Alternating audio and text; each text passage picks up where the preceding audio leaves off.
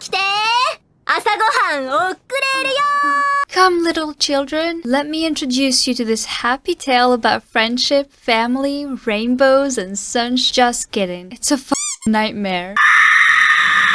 It's really just a story about kids getting eaten. Yum.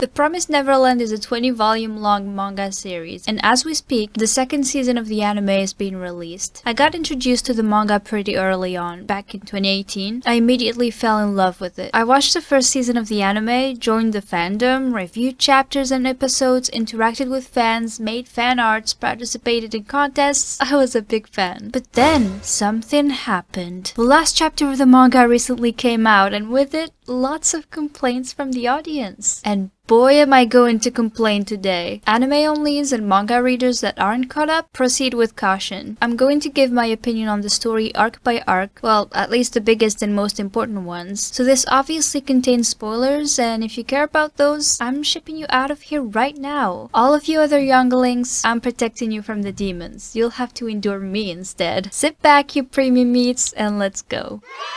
The Escape Arc.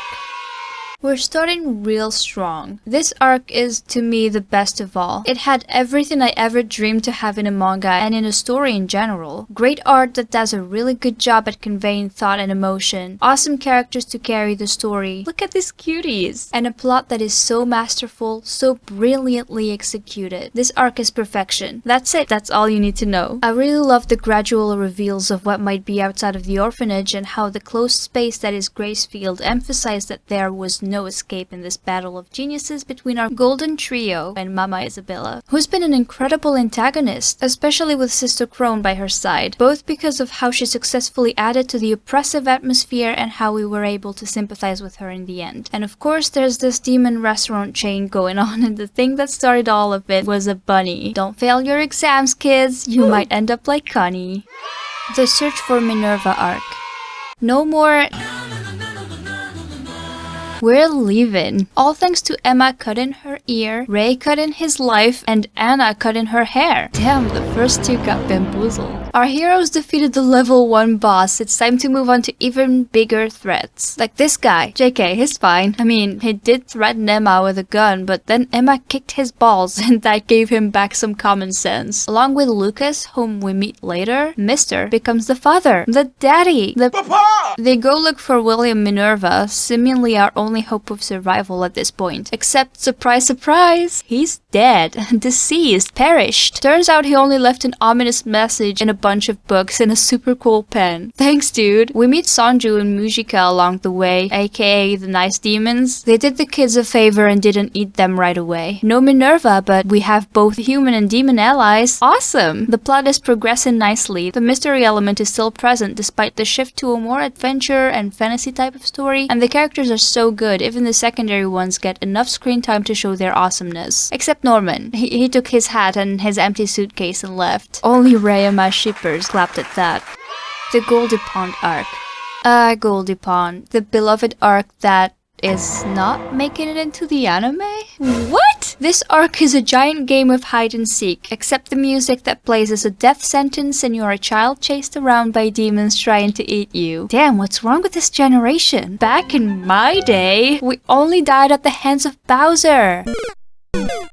The story seemed to take some serious detour, but at least it was entertaining. It made sense, and we were introduced to a whole lot of new cool characters. Hi, Jillian. Oh, and there was an attack on the shelter and we lost our 2 dads. Yeah, I told you this manga is brutal.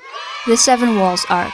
This arc is probably where it started going downhill for me. Don't get me wrong, it was still interesting and I was still invested. There was an element of mystery brought by the Seven Walls and the Promise, but it was far from the brilliant first arc. Should we talk about that super convenient time skip when the characters leave for 7 months and come back out of nowhere with all the answers they needed? Nah, let's just skip this. Oh, and what about the important characters that became so utterly useless? I'm looking at you, Ray. What happened? We had a super smart, mysterious emo boy, and then he just kind of vanished. Well, not completely. We needed him to follow Emma around and agree with her on everything apparently. And y'all call Norman a simp? Speaking of Norman, just what have you done to him? What have you done to my baby? His evolution makes no sense. He starts off as this sweet, kind, level-headed genius who gets shipped to the demons. Except this poor angel ends up in a special plantation where he gets experimented on for his big brains when he gets out. And now he looks 25? But that's not the point. He's now the leader of a cult and wants to go genocide on the demons. Up until here, it's great. I absolutely loved Norman's return. Loved the emotional moment him, Emma, and Rhea reunited, and loved the clash of morals as they try to work together. Is Norman going evil? Will there be a betrayal? Will their friendship survive after this? Such suspense, much excitement. Now tell me, how the hell did they ruin this? All Emma had to do was go in, "No, Norman, kill him bad." And he was like, okay. No, to be fair, it was a bit more nuanced. But he still abandoned everything he was fighting for to join Emma. And by that, I mean join Ray in the background. Make him a villain! Why did you run away from that? Ugh, there was so much potential there and you just threw it out of the window. Anyway, thanks to the convenient time skip, the Seven Walls mystery is solved, we made a new promise, and right now we're still on a mission to kill some demons. And thus comes the Imperial Capital battle arc. At this point, I can't stand it anymore. Everything is so boring. There were some elements that kept me reading, like the war against the demon government, Mujika's magical blood, or the original promise that was made 1,000 years ago. There was this lingering feeling that we kept running in circles again and again, and then occasionally, boom, problem solved. We defeated whatever threat we were up against. We win. We're the best. In this particular arc, the invincible government is overthrown by a bunch of kids with guns. Hooray! And Lewis is still alive? Great, now you just ruined the Goldy Pond arc. But who cares about consequences, am I right? And that's not even the worst part. He literally appears from nowhere, gives a random speech, and everybody listens to him. Really now. Why make Mujika queen for a good reason when you can just bring back a character that everybody decides to follow even though he's supposed to be evil and, oh, dead? Wake up, sheeple! Let's talk more about nonsense characters. Aishi. Raised by a demon father who's been killed by Norman and his crew, she loathes Norman and wants to get revenge. Except she doesn't. She actually ends up working with him. And we forget about her because her entire existence doesn't even matter at this point. Isabella. Her return had me so excited. Is she good? Is she evil? Are we about to learn more crazy secrets from her? All of that for her to do very little and end up dying. Tragic. Cue Isabella's lullaby.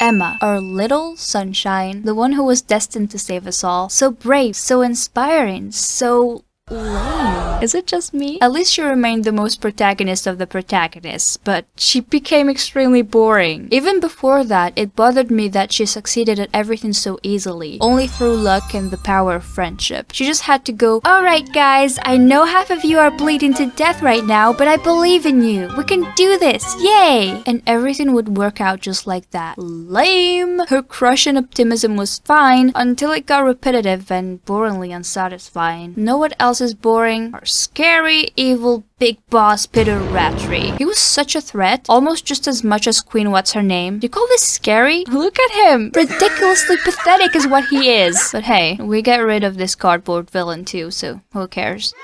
The Human World arc.